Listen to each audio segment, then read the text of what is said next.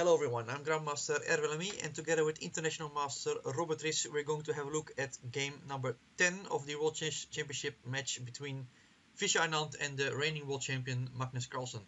As you probably know, Carlsen has been leading the match with 5-4, and today Vishy had the white pieces.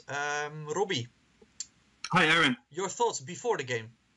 Before the game? Yeah, before the game. I was really excited, and I expected Magnus to get in big trouble. Yes. Actually, this is it's now or never actually, and I really felt Vishy would do something today, and we will see what happens. Well, he played of course d4 as usual, but actually it was Magnus who brought the first surprise with g6.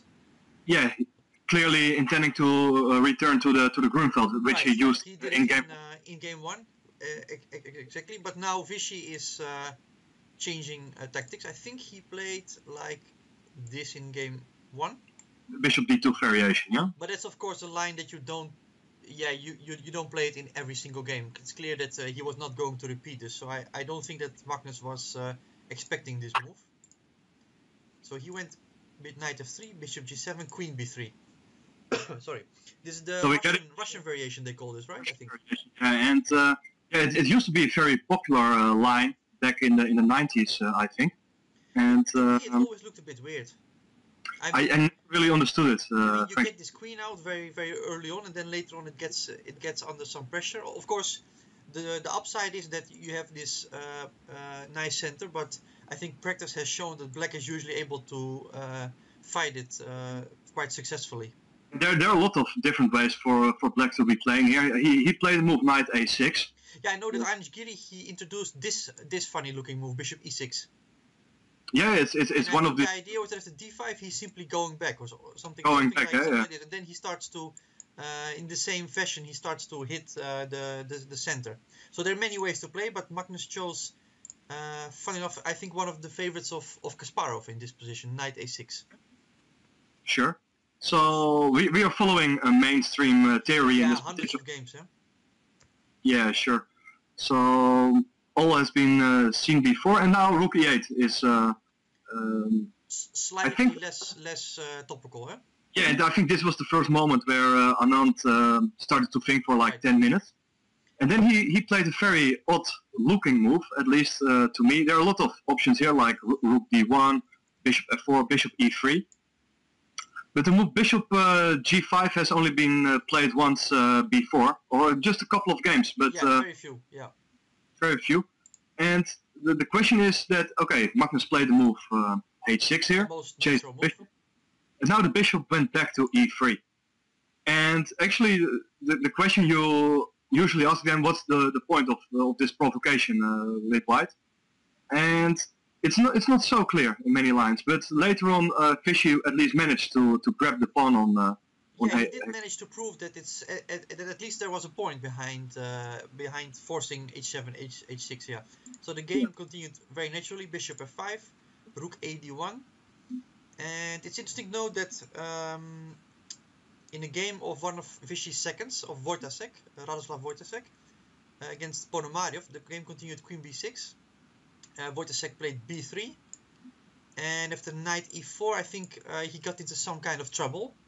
Yeah, black was doing reasonably fine out of the opening, right, at least. And I think that Vishy, sorry, I interrupted you. Sorry. No, he managed to win a long game. Exactly, yeah. Yeah. Exactly, and I think that Vishy wanted to improve with rook d2 here. Yeah, and I think rook d2 makes quite some sense because you're protecting the pawn on b2, but more importantly, you're intending to bring the other rook to d1, and you're clearly intending to push your d-pawn. So all the white pieces are very nicely placed in the center, and I think white can try to play for something little here, or perhaps a bit more. Yeah, that's why I think that knight e4, that Magnus prepared this move knight e4 to not to get into these lines. Knight takes e4 was played. Rook takes. Yeah, sorry. This was a moment. Yeah, I was almost passing it. This was really strange for me, at least, because Magnus had been playing knight e4 himself very quickly, and after knight takes e4, the most logical response, he started to think for more than 10 minutes. And if you play the move knight e4 instantly, then you probably knows what's going to happen after the capture. I wonder if it was some kind of bluff or if he didn't really remember the details, and it's a bit strange in any case. From a human point of view, I was expecting this move actually. Rook takes e4, yeah. And, the if the queen point is that you have to move somewhere. Let's say c1 to attack also on h6. But now we have this funny move knight b4. The idea is that after a3 you have, of course, not knight takes d5 because that would run into probably deadly pin on the knight. But you have another funny tactic here, knight c2. Yeah, crazy move. Yeah, if you take on c2, then you take simply on e3. Yeah, and the more minor pieces will be traded, the easier it gets for black because the d pawn will not be that strong. And the bishop pair will start to tell, of course. Yeah.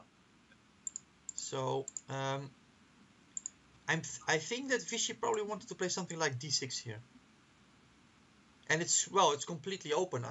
I mean, I have no clue what's going on actually. Yeah, it's very double-edged position. Okay, the d pawn can be strong, but on the other hand, black's minor pieces and rook on e4, they're very well placed. There are a lot of tactics in position, and it's funny that the ancients they have no clue what's going on here because they generally tend to overestimate this d pawn.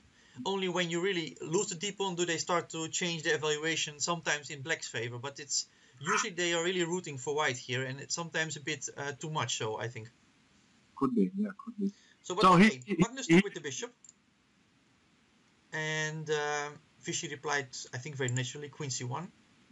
Not only attacking h6, but also maybe in the future he can take on a6 or put the bishop on b5 to attack on e8. So it's a very multifunctional move.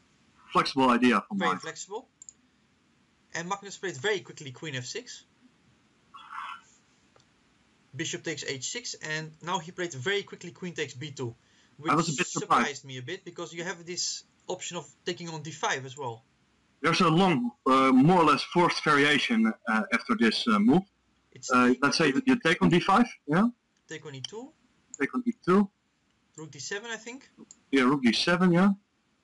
And I think you take on b2. Yeah, you take on b2, right. And take on g7. Queen c1, rook c1. King g7, it's all pretty forced. It's funny how many pieces are coming off the board, and this is the position. And still, of course, if white would have one extra move, he could throw in knight g5, for example, and it could really all be...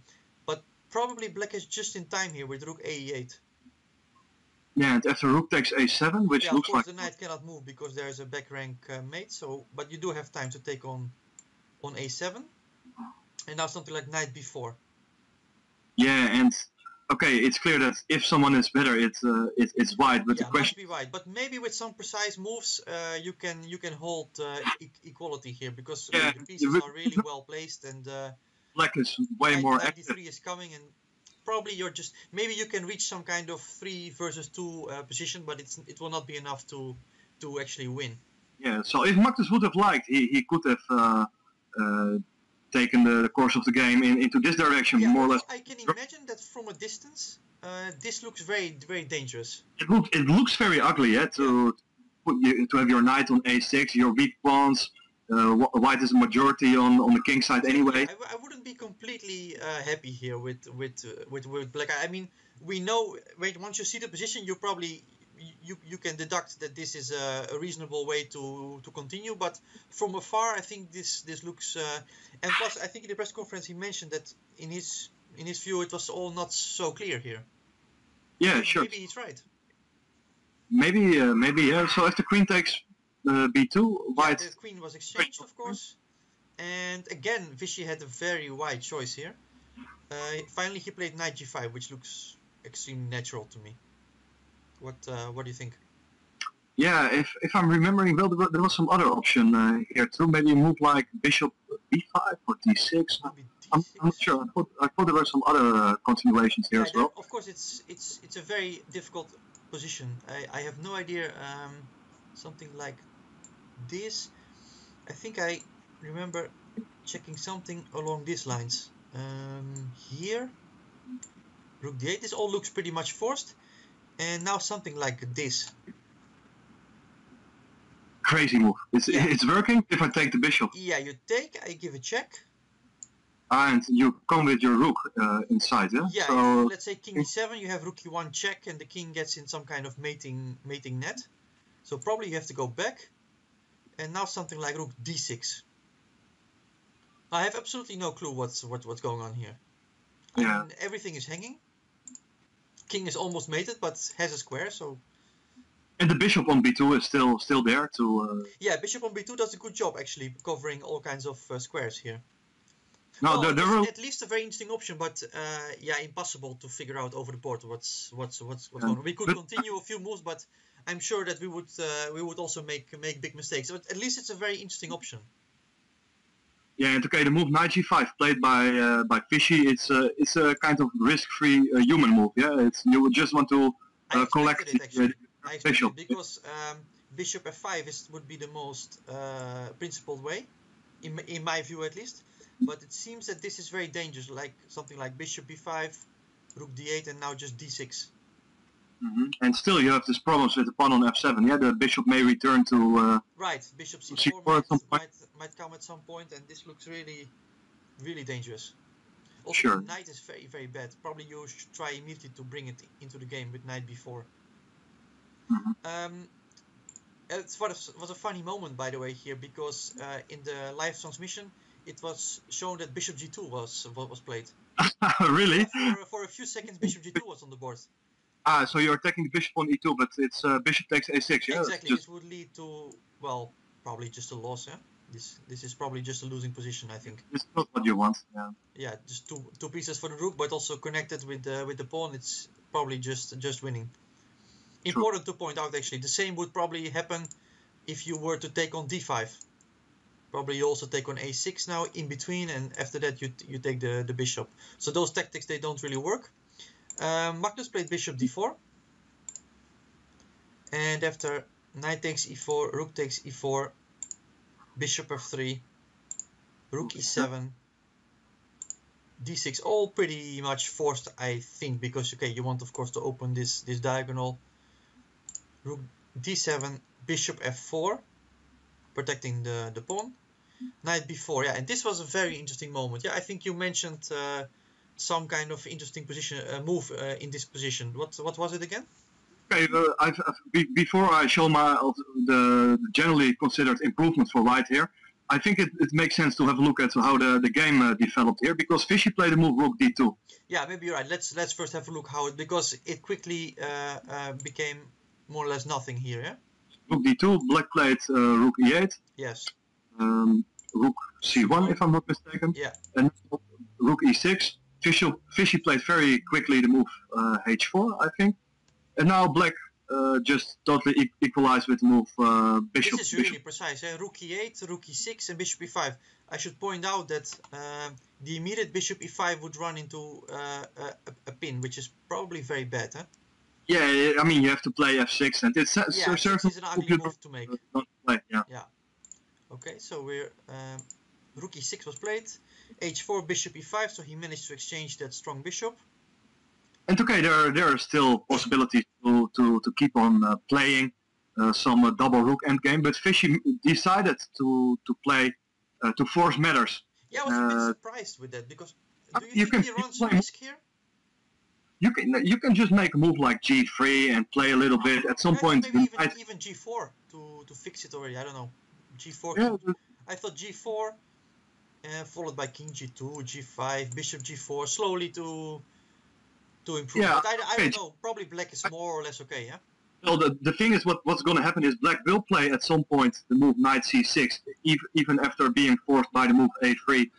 And after knight c6, you're threatening to put the knight on d4, so you're basically forced with white to whip the knight off. Bishop takes c6, b takes c6, and okay, this double rook endgame, I think it's not going to be. Rook d5 comes and the d pawn will be collected probably, yeah.